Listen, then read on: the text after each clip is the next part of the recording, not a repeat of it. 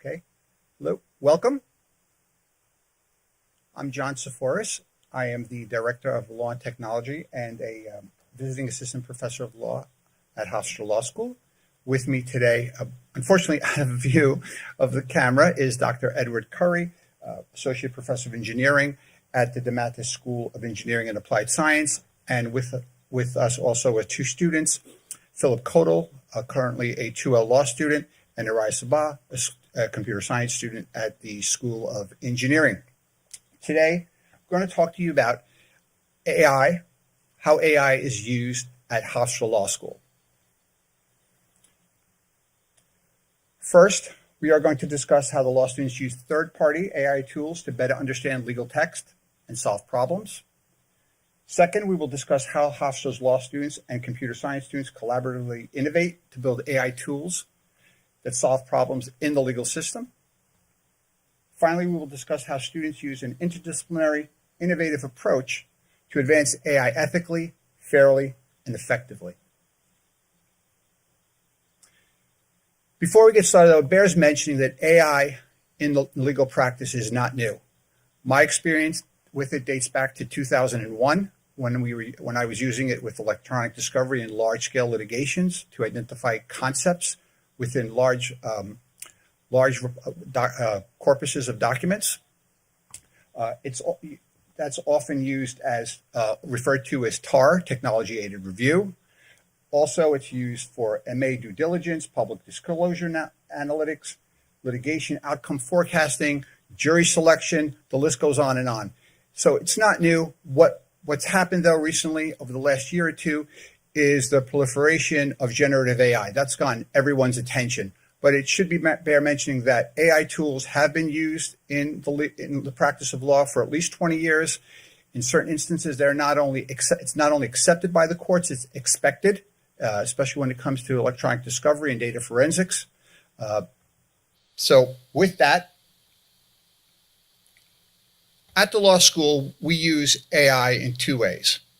We use third-party AI tools, and we also innovate. We develop our own proprietary AI models. We'll start by talking about third-party AI tools. We use them in two courses in one project. We offer a computer technology and legal practice course where students, it's a hands-on course where students, functions as a law firm, and the students use the type of software that they would use in the practice of law. Everything from e-discovery software to billing to conflict checks to change management, all of it. And within there, they use AI in the context of electronic discovery, which I'll explain in a moment. We also have an electronic discovery course where the students use artificial intelligence as well.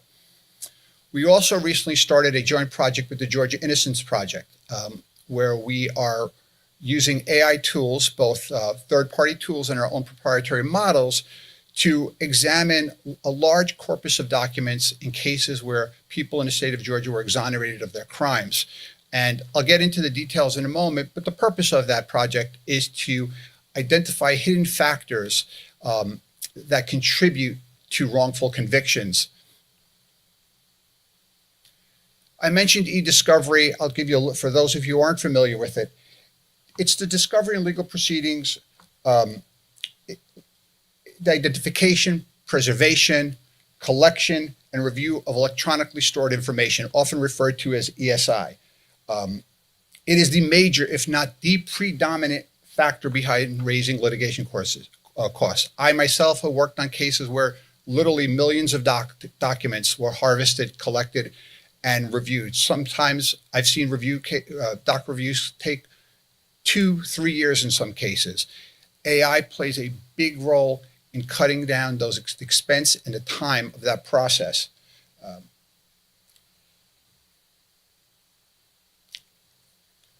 If you don't think, and just to highlight its seriousness, recently Google was sanctioned for failing to preserve internal chats that were part of an e-discovery process. The court, federal judge in San Francisco, said in his order that Google fell strikingly short in its duty to preserve records. The ruling is part of a multi-district litigation that includes a consumer class action with as many as 21 million residents. So just to show you the scope of electronic discovery and the importance of it, and even a company like Google, which has, I'm sure has retained the top attorneys in the country, even there, they can get themselves into trouble with electronic discovery. That's why it's so important to understand how to use artificial intelligence tools to better manage that process. The guiding framework for that process is what's called the Electronic Discovery Reference Model. It's referred to as the EDRM. The reason I have that line encircled there, that's where identification, preservation, collection, processing, review, and analysis of documents takes place. Within that circle, there are numerous uses and applications for artificial intelligence. And as I said, it's not only something that the courts permit, in many cases, it is expected.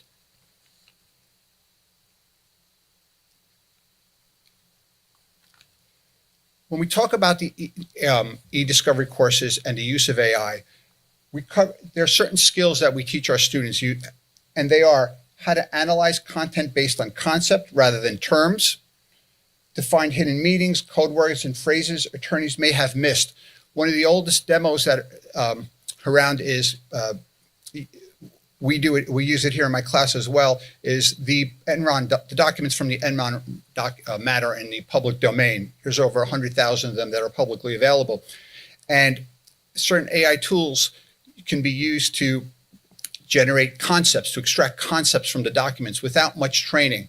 And one of the demos that I do in a class, and a lot of vendors, third parties do, who build these tools, you could point an AI tool at those documents and they'll create concept clusters. And one of the concepts that will come out is shredding of documents.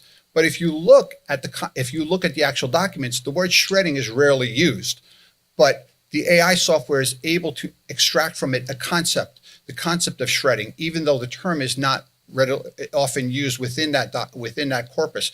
So if that was, if shredding of documents, if that, you were looking to do an early case assessment on those documents, we teach our students how to do that, to look at those documents, to use the AI tools to examine those documents and identify the most important concepts. This way they can look at the most important documents first.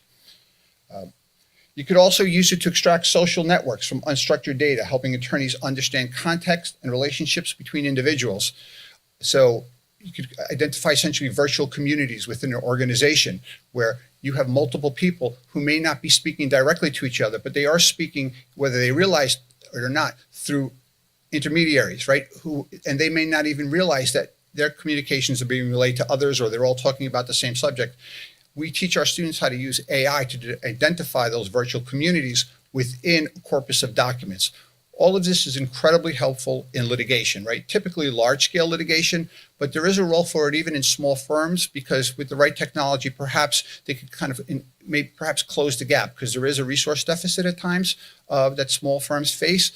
Intelligent use of AI, even in a small firm, could be helpful as they try and close that gap. You could also use it students learn how to use the tools to identify instances of personal information in structured and unstructured data. Right? And when we're talking about emails, Excel files, PDF, instant messages, voicemails, any piece of information that's stored in electronic form.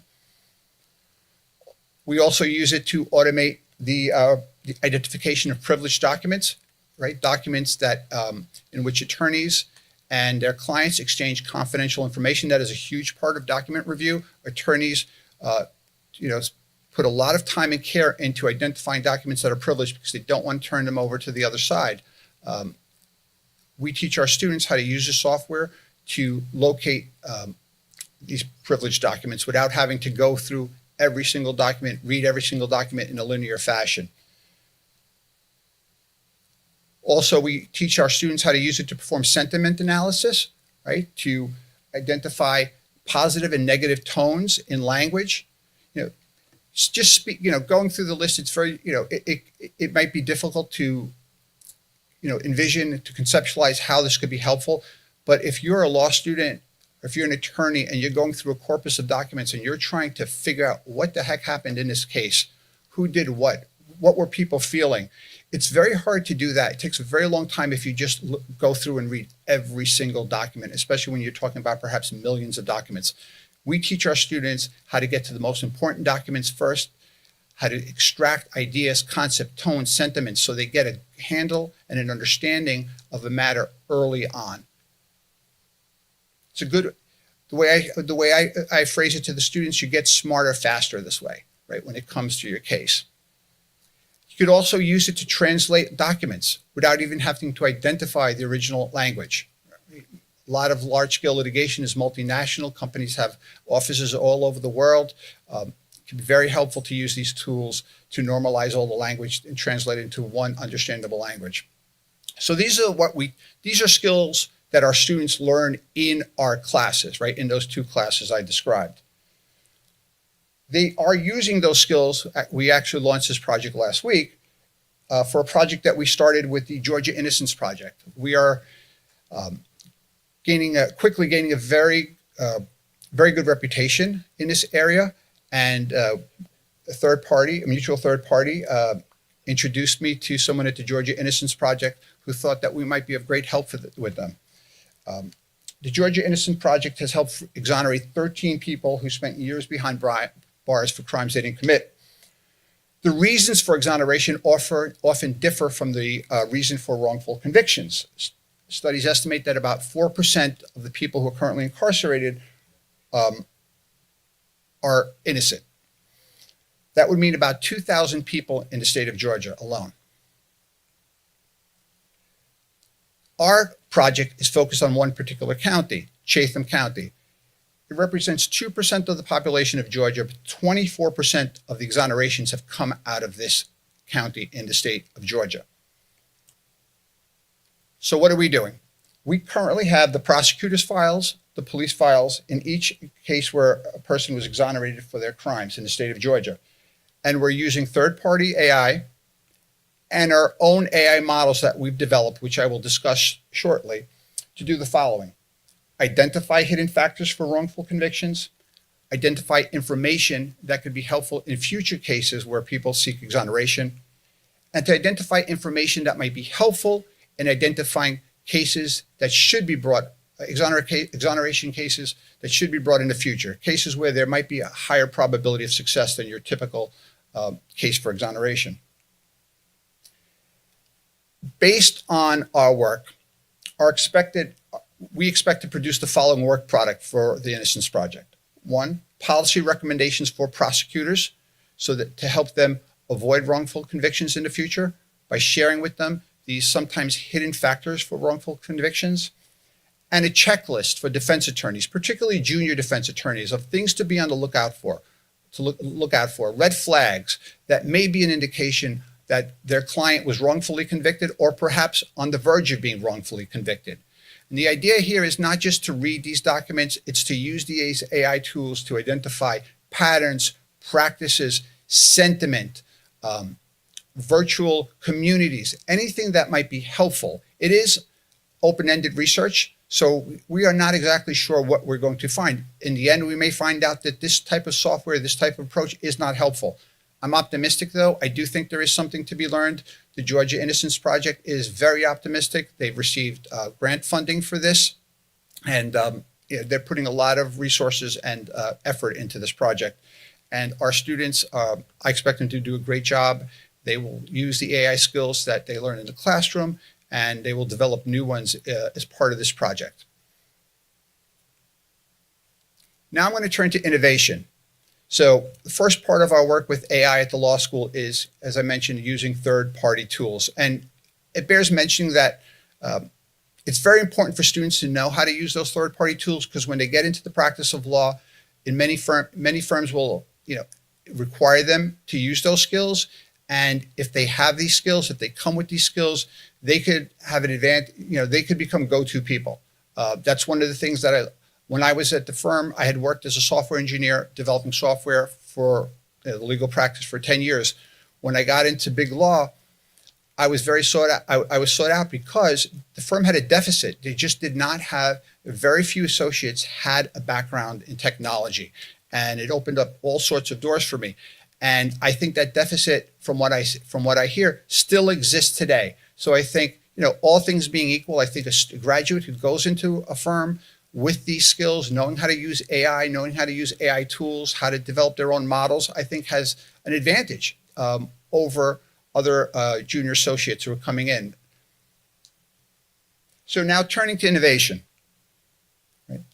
The law school currently develops AI tools in 4 areas. Well, I mentioned the Georgia Innocence Project. We are going to be developing natural language models to use in addition to the AI tools that we currently have. The Law, Logic, and Technology Lab, that's where we are currently, one of the places we are currently developing natural language models. And with that, the foundation that we created there, we will use those tools, tailor them to use in the Georgia Innocence Project.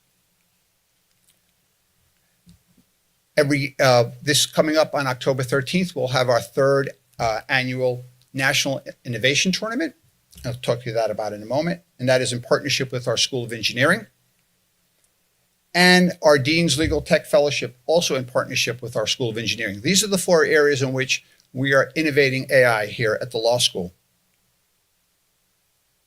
I'll start with the Law, Logic, and Technology Lab. It's comprised of students and a faculty member, that faculty member being me. Students there use linguistic analysis to empirically investigate the argument structures and rhetoric found in decisions from the Board of Veterans' Appeals and the U.S. Court of Appeals for Veterans Claims. What we've done is worked with the School of Engineering, and School of Engineering was kind enough to build a scraper for us. So Board of Veterans' Appeals makes their decisions publicly available on their website. And we've literally harvested every decision from 2017 to date. So we're talking over 1 million decisions. The decisions are stored as text files by the government. So they're harvested, and then we store them here. This project started several years back. It was started by Professor Verdon Walker, who is now retired. And what he did is he built a number of protocols for rhetorical analysis of these documents. And students went in and manually analyzed these documents sentence by sentence and tagged them based on their rhetorical class. The reason he did that was, what he realized was that analyzing argument and reasoning patterns in the legal decisions, when you're doing so, traditional logic generally proves inadequate because it represents very little of natural language that's found in the actual decisions. It does not provide useful heuristics for interpreting actual sentences. So the students started by building annotation protocols to manually annotate the text and placing them into these 6 categories: finding sentences, evidence sentences, reasoning sentence, legal rule sentences, citation sentence, and sentence, which is a just general catch-all for anything that doesn't fall into one of the 5 categories. And the purpose was this, to build a repository of information with those tags that people who are interested in extracting arguments, this could help people who are interested in extracting arguments from these decisions could use this work product. What we've done now, though, is we've built an AI application that automatically annotates the legal text for arguments-related elements. So we took those protocols and we used them to develop training data, and used that training data to develop an AI model to replicate the work that the students were doing. And the way we did it was, and I'll show you in a moment what we used, we created a gold standard. So Professor Walker and I actually took 75 decisions and we tagged them and we curated them over time. We reviewed them several times. And we determined that these 75 decisions represent the gold standard, which we turned into our training data. So this is an example of our training data. So there are about 8,000 sentences in our data set that we use to train. So if you notice, it starts, the first sentence is, the veteran did not have a psychiatric disorder in service that was unrelated to the use of drugs. And then At the end, you see finding sentence. That's the rhetorical class. That was manually annotated. That was something that was done by Professor Walker and I did this work. The next sentence, the preponderance of the evidence shows that the veteran does not have a psychiatric disorder that is related to his military service or was aggravated during service, right? Another finding sentence. Then you see further down, there's an evidence sentence, a reasoning sentence. Right? There's about 7,000 sentences like this that we tagged and then we curated. And this became our gold standard. So with that, we trained an AI model. The next level of training then was we took those sentences and we created subcategories, and we started with the reasoning sentences. And we asked ourselves, when we looked at them, these are reasoning sentences. The court is, what exactly is the court doing? So if you look at that first sentence, he also received a meritorious promotion upon the completion of basic training, a fact that is in such stark contrast with his assertions of not being able to function and wanting to commit suicide during basic training. So what's the court doing there? It's comparing the consistency of two pieces of evidence and finding the negative. So that's the polarity it found against the veteran. If you look at the next sentence, further, they are also not aware of all the facts in the matter and their challenges to determinations made or evidence contained in the record have no credibility, right? They're evaluating the credibility of evidence and finding in the negative for the veteran.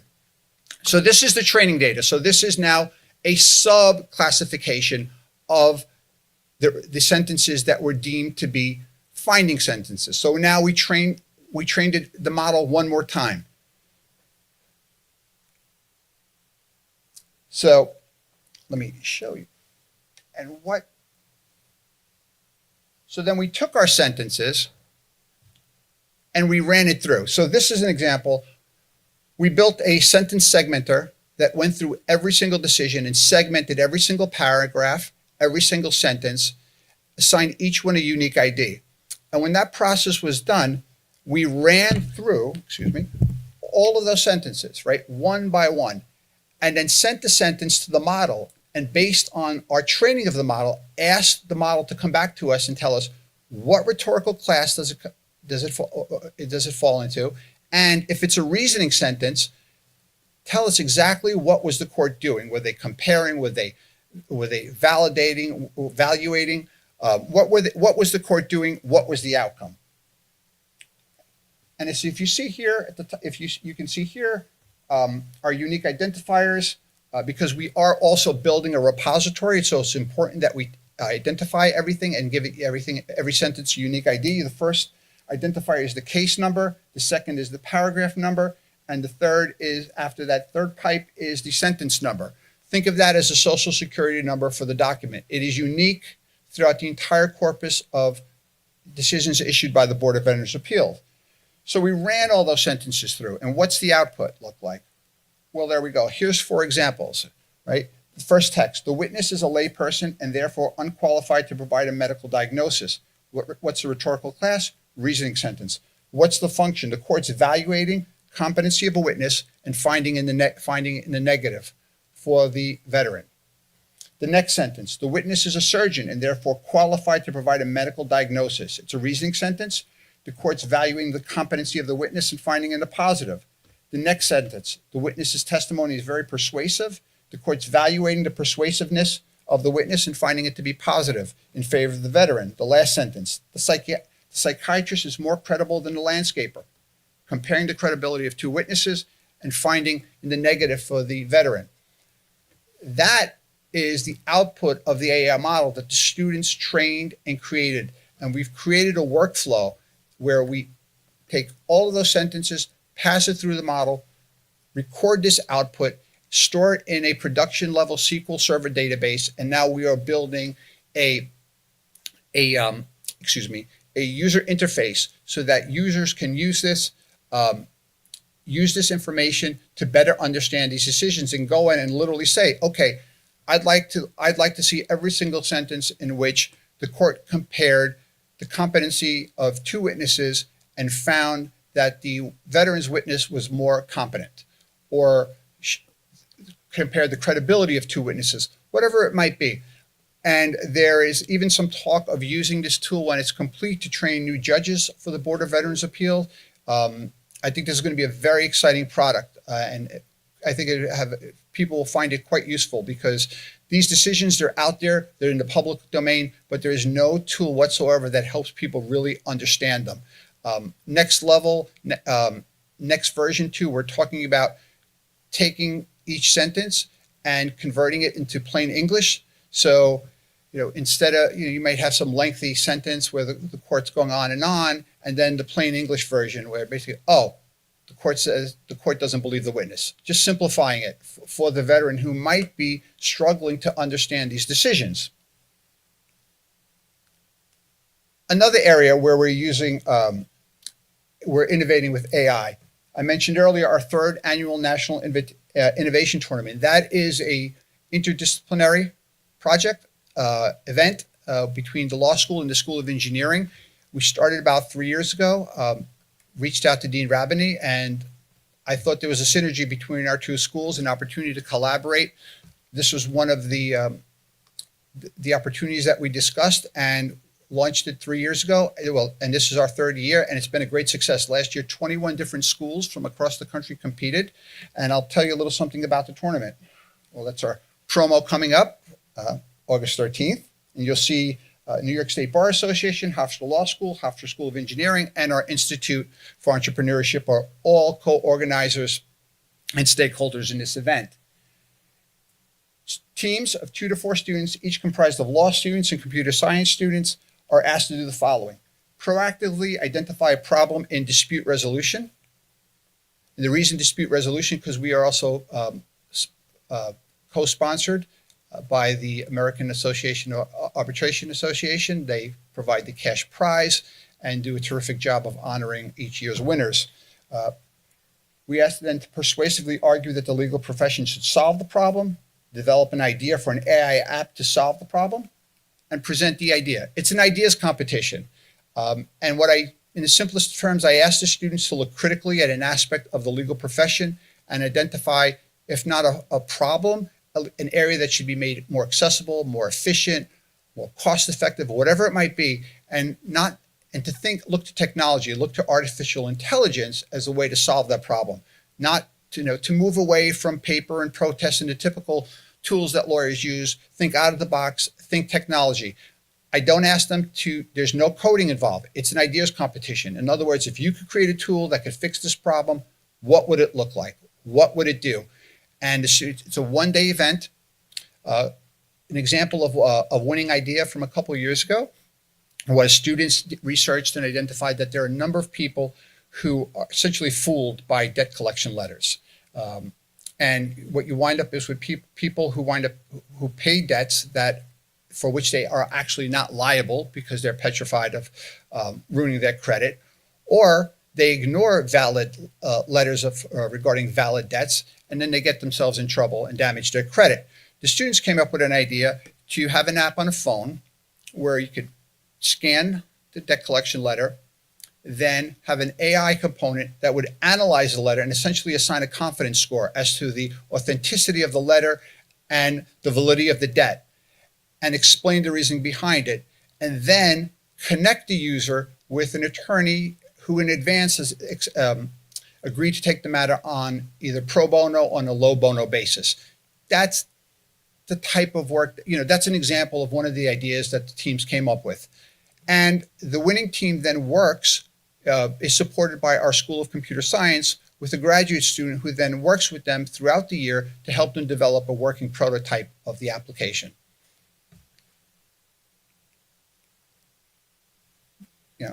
As I mentioned, the tournament teaches the students actually, to take a proactive, interdisciplinary approach to solving problems. I'm very big on interdisciplinary collaborations.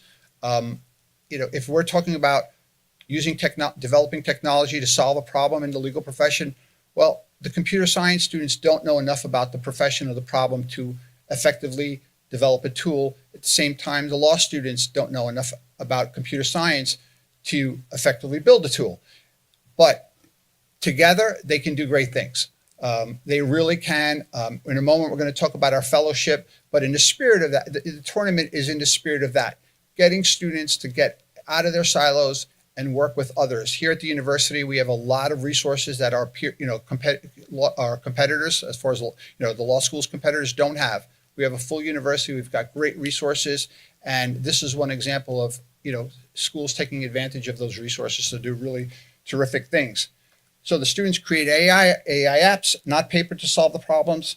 And as I mentioned, after the tournament, the winning team works with a computer science student to develop a working prototype. We've gotten some great recognition for these, for our innovation. Recently, Bloomberg Law recognized the courses that I mentioned where we work with AI tools.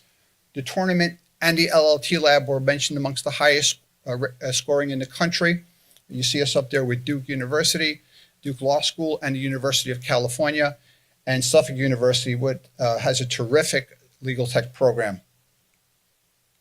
So now I'm going to talk to you about the Deane's Legal Tech Fellowship. It is an interdisciplinary fellowship for Hofstra Law and computer science students to develop AI applications that will advance the legal profession. It is, that definition is somewhat broad because we want to give the students freedom to pick a project. We don't want to start with a narrow focus. We want to think broadly. And with the same focus perspective that I mentioned about the legal innovation tournament, look critically at the profession, look critically at the legal system, and identify something that we could make better through the use of technology. That is the perspective that the students take when identifying a project. In the first year, the fellowship was awarded to 6 students, 3 computer science students and 3 law students. Year 1 started early January 2023 and just ended at the end of August. Year 2 has just started and will run till the end of May. The reason year 1 started in January, there are just a number of logistical issues and administrative issues that we had to take care of. So we did get a bit of a late start, but now each year the fellowship will follow the traditional academic calendar, which starts late August, beginning September. 2 of those students are here, and you'll hear from them in a moment, Philip and Uriah, who have done great work. The students were accepted through an open application process, open to all law and computer science students. And the criteria was intellectual abilities, passion for problem solving, and potential to collaborate and communicate with students across different domains. From the law school side of it, I did not look for students with a background in computer science. This is a learning experience. I didn't want someone to come in and if they knew what they were doing, they wouldn't need the learning experience. I was looking for students who were coming in with a blank slate, but were interested in problem solving and showed a potential to collaborate with their colleagues on the computer science side of the project. Now, before we go deeper into the project, I'm going to step aside and let my colleague, Dr. Eric Curry from the School of Engineering, talk somewhat about the project. He's been the computer science advisor on the project and a great asset to us. Dr. Curry, you want to?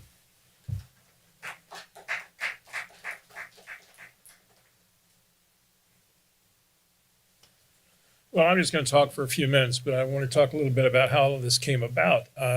Dr. Rabbani, who's the dean of the School of Engineering and Applied Sciences, mentioned to me one day that the law school was interested in a joint project between computer science department and the law school. And I thought, okay, how is that going to work? We have computer science students that don't know anything about the law. I don't know what the average law student knows about computer science. Professor Tsiforas wanted to get this done in a year. Building an application in a year might seem like a long time, but it's not when you realize the students are otherwise engaged, have other priorities and other pressures to respond to. So I was pretty nervous about it. So I polled the graduate students and didn't get much of a response. So I went back to Dr. Rabbani and I said, well, I'm not getting a lot of enthusiasm from the graduate students. And he said, well, I'm sure that John wants graduate students. So I called him up and I said, what about undergraduates? And there was a long pause. And he said, well, I don't know. So I started scouring our undergraduate community, and I found 3 really outstanding students. One was a freshman, and the others, I guess, were seniors at that point. And I went back to John and I said, okay, John, I've got 3 undergraduates. And there was another long pause. And so I said, well, let's have them talk to you and see what you think. Well, lo and behold, they become the computer science students of choice. I'm still very nervous about this project, not sure how it's going to go. And turns out it's turned out wonderfully. And I think it's an excellent example of what other departments in the university should be considering, where they're doing joint ventures between various departments and encouraging that. It does not always work when you put teams together of 2 different groups. There can be all kinds of issues. This one worked beautifully, and that's largely because it was under the guidance of John for the whole process. He has a very gentle but firm hand in directing things, and he kept things moving forward, but he also made it very clear time and time again that the students were in charge of this project, and it was up to them to make it successful. In fact, today he said to them, well, do you think this is ready for beta testing? And there was some, well, yes, no, maybe. He said, well, this is up to you. You're going to have to make a decision. So the moral of the story is it is possible to have success in putting together teams from different departments. They have to be well managed, which in this case, they were extraordinarily well managed. And we had some really fine students on both sides. I was very impressed by the law students. And I was even more impressed by how quickly they came together as a team. And I've monitored the progress that they've been making and the sophistication of the work that they're doing. And I think we should be very, very proud of what they've accomplished. And I also think it provides an excellent opportunity for them to carry something from concept to completion, which is, in this day and age, it's very difficult to find people, particularly in the software world, who can take a concept and actually carry it through to completion. So I'm very glad that we had an opportunity to provide students. I would like to provide more students for if there are more projects of this type in not only law school, but other departments. And I think we have the ability to give you some really high quality students. So I hope we'll have an opportunity to do that. That's really all I have to say.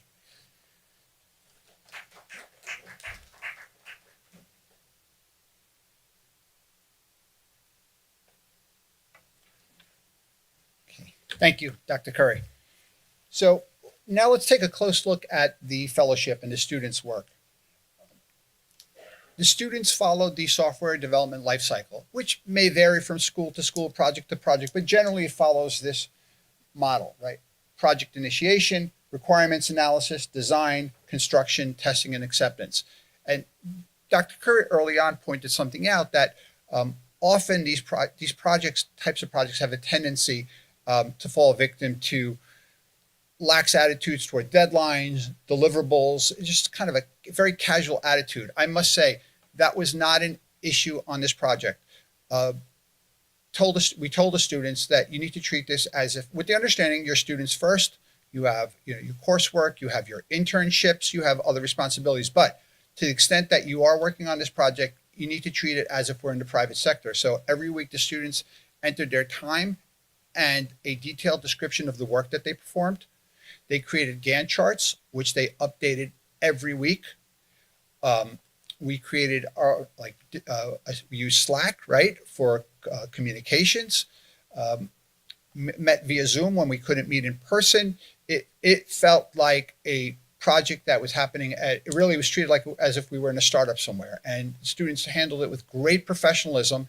And I think that was one of the reasons that we met all of our deadlines, because they had that mindset. So aside from learning how to take, something from concept and actually create something out of it, and that journey, I also think students developed, and it bears mentioning, some great professional and soft skills in this process.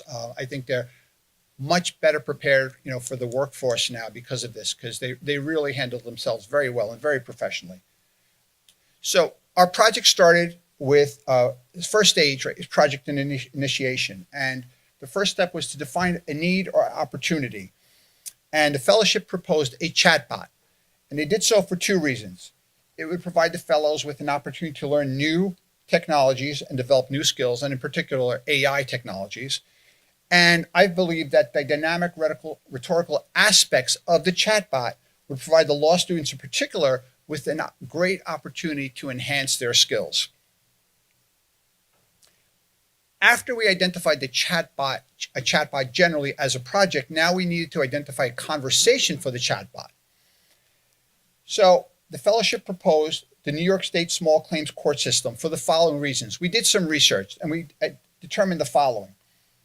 The court is an underutilized but effective venue for plaintiffs who have claims valued under $10,000. The court is an inexpensive, plaintiff-friendly venue to obtain justice. Non-U.S. citizens can file claims in these courts. The maximum filing fee is $20 compared to walking into New York State Supreme Court, which is New York's trial court, and filing a lawsuit where I believe it will cost you in the vicinity of $200. The court handles service on defendants. The court holds trials in the day and the evening, which means folks can, in many cases, don't have to miss work.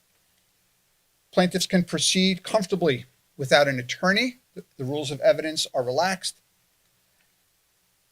But it is somewhat complex to navigate. New York has 67 counties.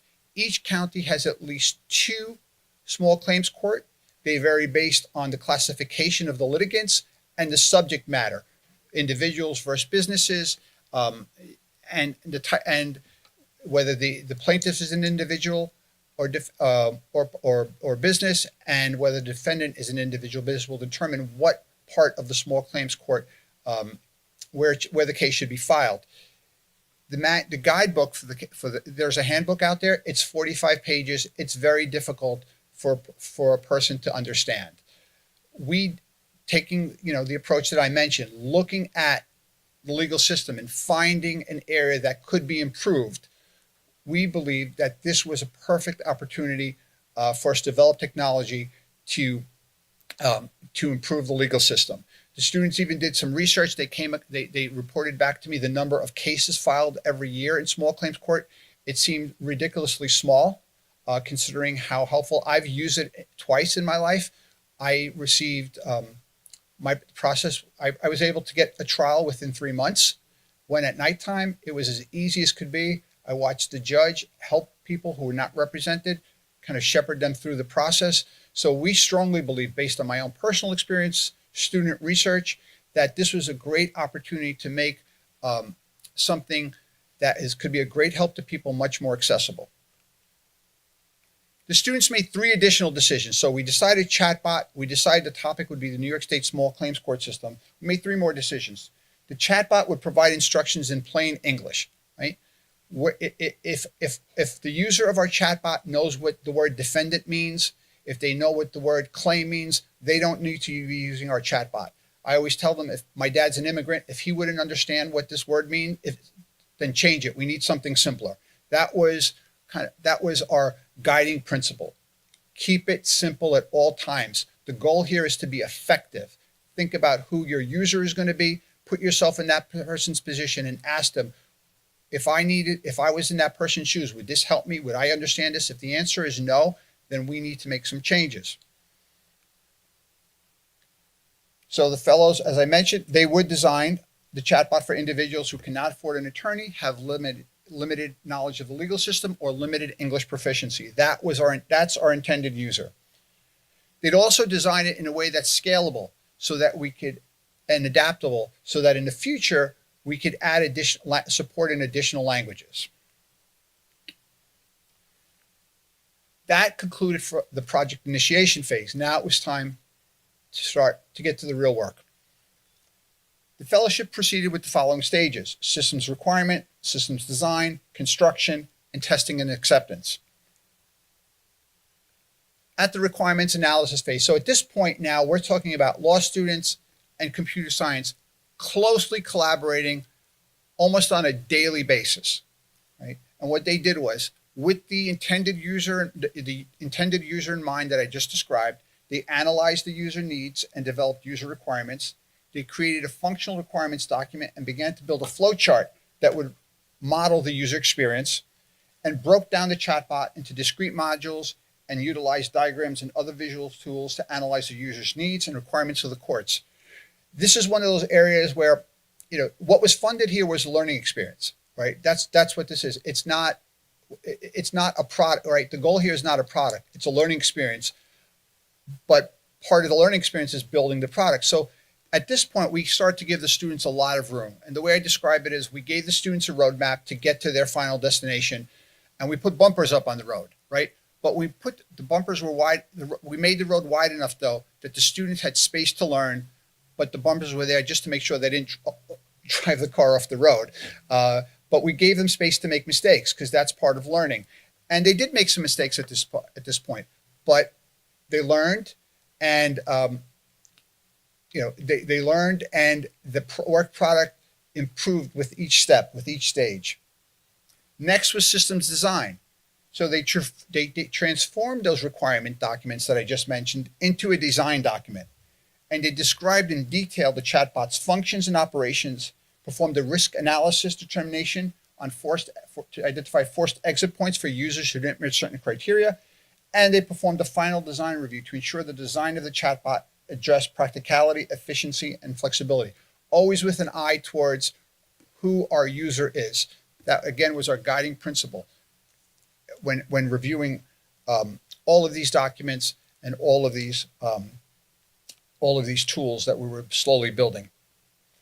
This is an excerpt from the design documents that the students built. I think this is remarkable that this was built by law students working with computer science students. I really do. And in this part, really the law students took charge because, my analogy to them was an architect working with a contractor, right? The architect knows what the homeowner wants the house to look like. They know what functions they want the house, to provide, functionality they want the house to provide. But the architect does not have the skills and the training to actually build a house. At the same time, the contractor has the skills to build a house, but they don't have the skills and the knowledge to design the house. So the students, knowing the legal system, knowing the intended user, the law students, designed this document, right? And gave it to the computer science students. And then they worked together to ensure that the computer science students understood it properly and its in entirety. And that started an iterative process because it raised lots of important questions. The law students had to go back, make some changes, and ultimately it was finalized. And that we used this design document then as the guide to building the actual chatbot. So the next stage, right? Construction. Now we're building something. And the fellows, performed the following tasks. They performed manual testing at a module level. They developed training data for the AI model. They trained the model and reviewed the results and transformed the design documents into a finished chatbot. In a few minutes, I'm going to show you a video of a live demonstration of the chatbot so you can see exactly what the students built. But before I do that, I want to turn it over to our two student fellows here today who are going to talk to you briefly about their experience in the fellowship and more specifically, their experience training the AI model. Araya is going to, I know he's going to tell us about the technology we chose and why, and Philip's going to talk about his collaboration with Araya in developing the training data and that iterative process of developing training data, training the model, evaluating the results, and continuing that iterative process until certain benchmarks were met. And we can get that back, right? We can get the slide back. Yeah, okay, because I need it. Yeah, sorry.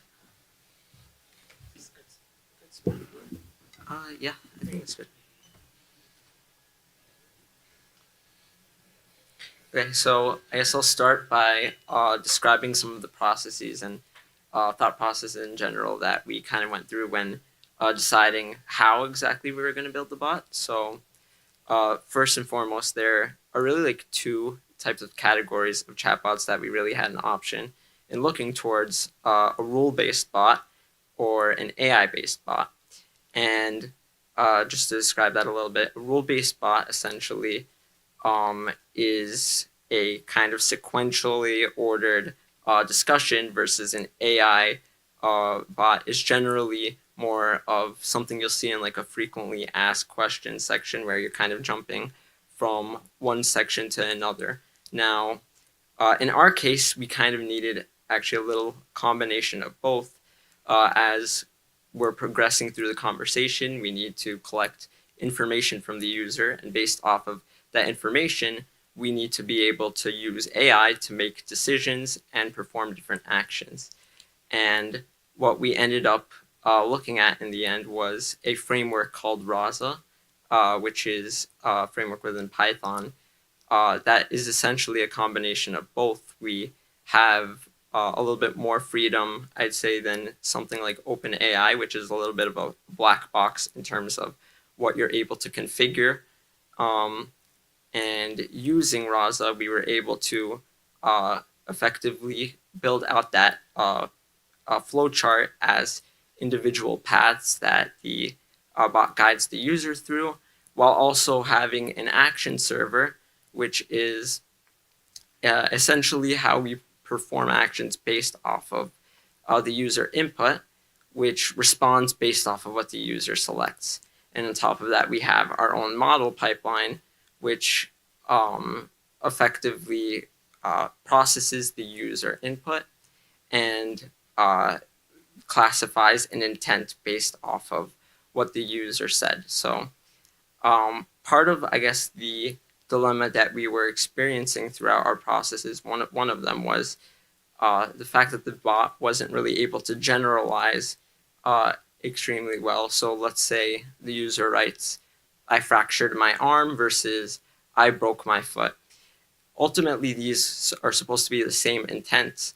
So we got together, we did some research, and we found a different framework called Spacey, which produces a lot of natural language processing models, it has models with embedded synonym mapping. So what that does essentially is it allows us to generalize language a bit more, and also its pre-processing methods are able to kind of simplify the language that we're really going to be ultimately processing. So using Spacey in conjunction with Rasa, we were ultimately able to have a pretty high success accuracy, over 90% in our tests, on classifying different types of damages that the user would be suing for. And that in conjunction with Rasa, we were able to build out a web application to ultimately give the user the experience of guiding them through the bot. Phil, if you want to. So in this part of the project, what the law students really focused on was getting the AI to recognize the claims correctly. And it sounds really easy, but it's actually really hard.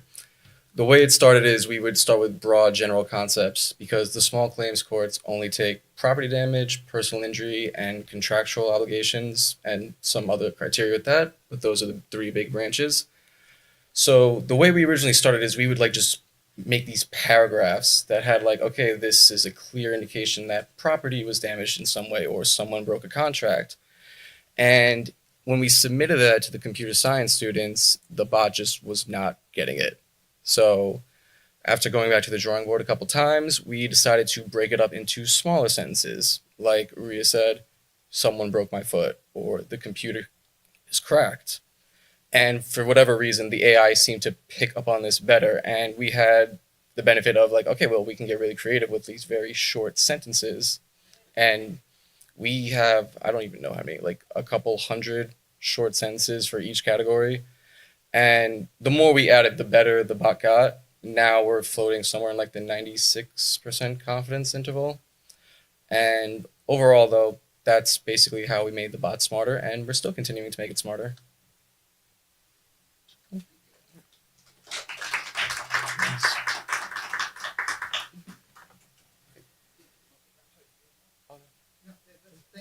Thank you, Bob. Right, anything else for the audience?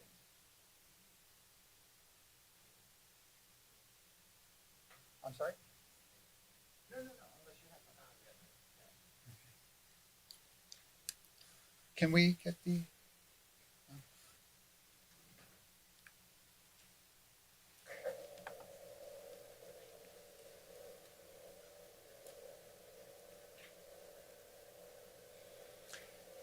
So with that, I'd like to do so this is I did a video capture of a live walkthrough of the chatbot in my office. I would have done a live demo here, but logistically it's a challenge to get the virtual private, the VPN set up in here and all of that. So I thought it'd be safer just to do a video capture. So with that, this is the what you see here is the first thing that a user will see, where they're provided with some basic information. And here you go.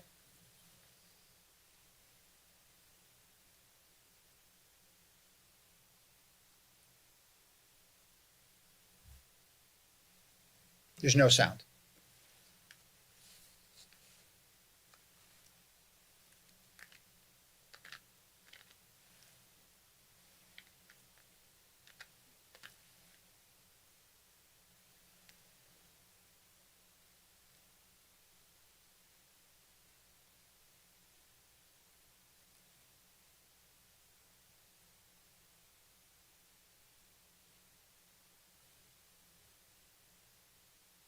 Based on the answers too, there are countless. I mean, I don't think we ever counted them, but there has to be close to 100 different branches on this logic tree based on the user's input. So what this does is it essentially simplifies it for the user so that they don't have to go through a guidebook where they'd have to consider all those different options that most of which are irrelevant to them. So that what we're doing here is instead of the user driving, right, this experience, we're asking for information that we know is relevant to the user's claims. And with each answer, we get smarter and we know more about the user so that we only provide them with the information that's relevant to their claim based on the information that they provided. So behind the scenes, we're walking a logic tree, right, to get to the ultimate destination, which is that small claims complaint form.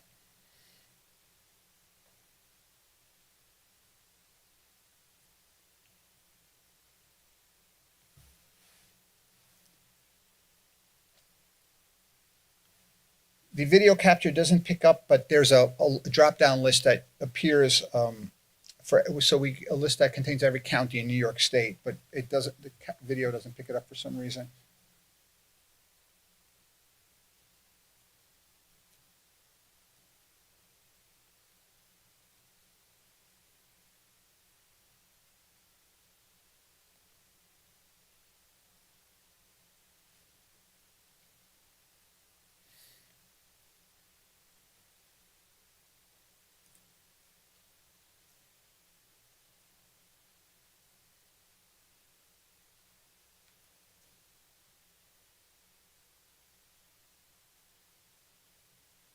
So now the user is prompted to explain what happened, right? What is the basis for their claim?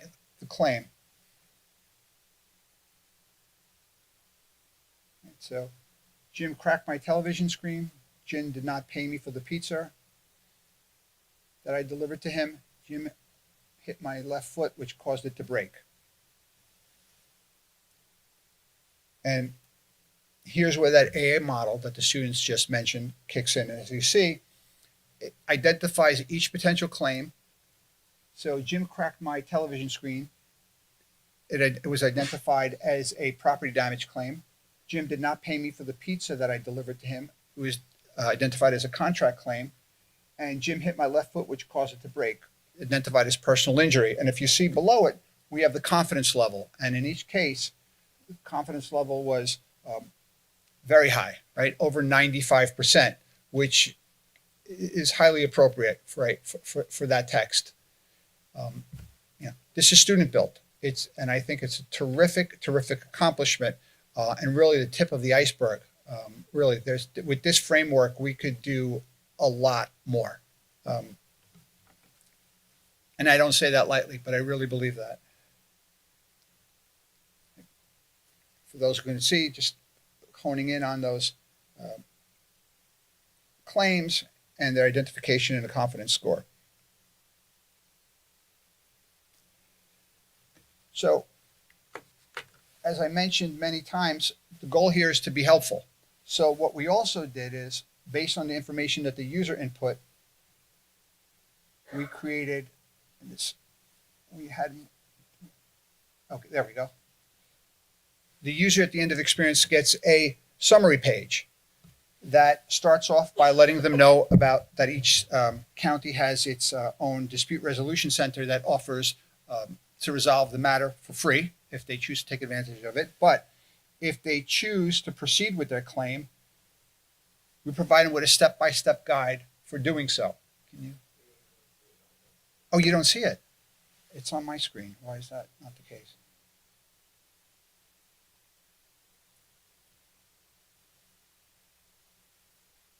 Perhaps I'll see.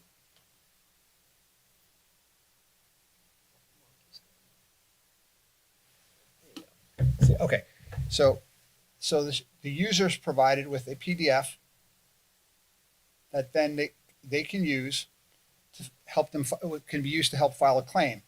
And whatever text you see in bold and yellow highlight, that's a variable, right? So we're letting them know that they have a property damage claim, breach of contract claim, personal injury claim.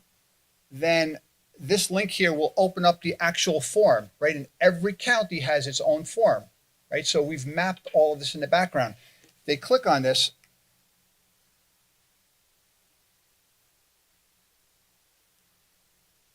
That's the actual form that they should fill out. So we're bringing this right. We're bringing the form directly to the user. And then as you scroll through with each step, we explain to the user exactly what they should enter in each section of the form. And the information, that's based on the information that they entered in the conversation.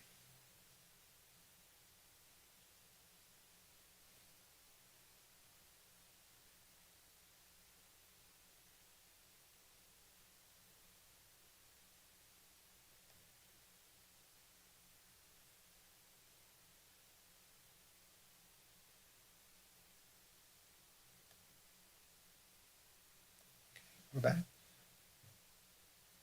Okay, so the last step, and this is where we are right now, we are at the system testing and acceptance phase. And as Dr. Curry mentioned earlier, I asked the students whether this should be accepted as the beta version. Now, are we complete?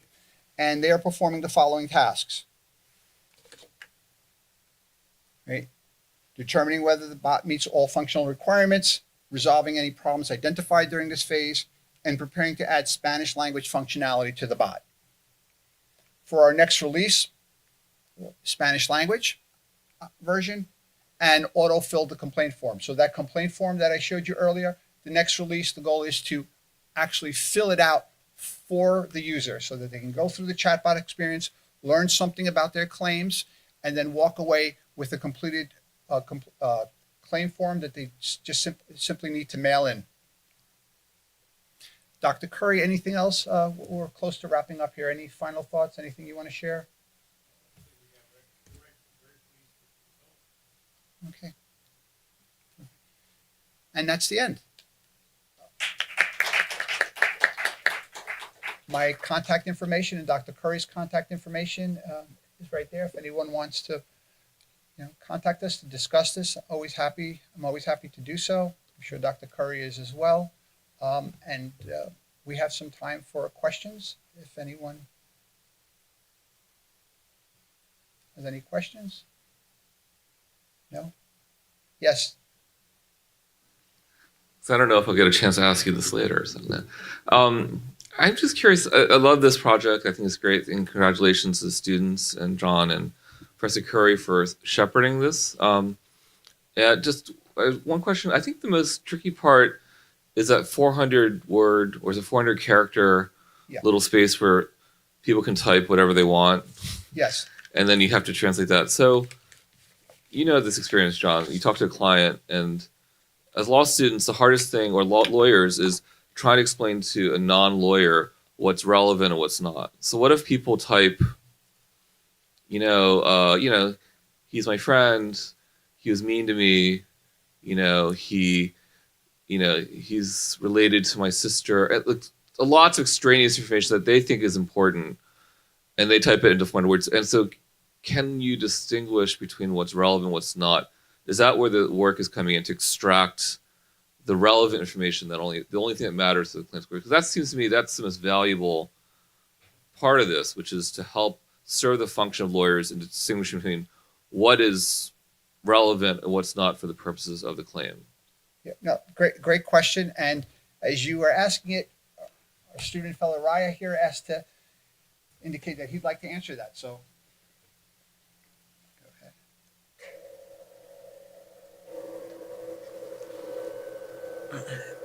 Yeah, I think that was a very good question and also a very good point because it's something we were also thinking about. And my good teammate, Sandro, ended up deciding to build a sentence splitter, which breaks down the sentences into components based off of any part of speech that joins the sentences, like words and whatnot, period.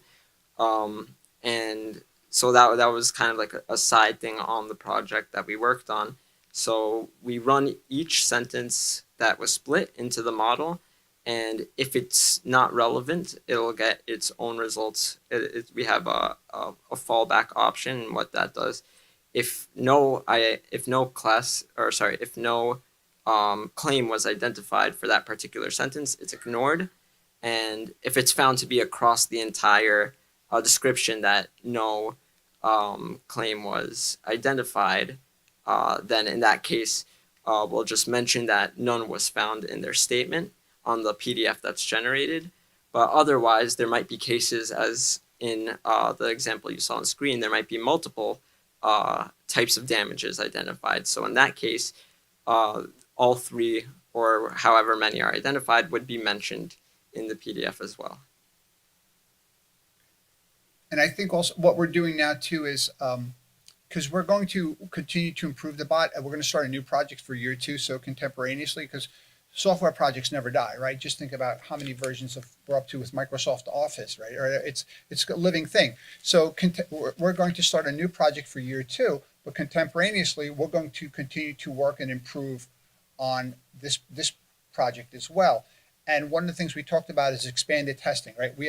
We developed it, so there's a certain inherent bias when we test it. We kind of know how it's supposed to work. We're going to expand our testing, essentially give it to people who know nothing about it, right? And ask them to break it, right? And that's like, and what you described, Dean Koo, is something that we expect to see, and that will give us more examples of that type of input, and will help us refine and improve the process that that Raya just described, as kind of identifying those irrelevant sentences, filtering them out, and then just identifying what is relevant, and perhaps developing an elegant way to inform the user that some of the input was irrelevant.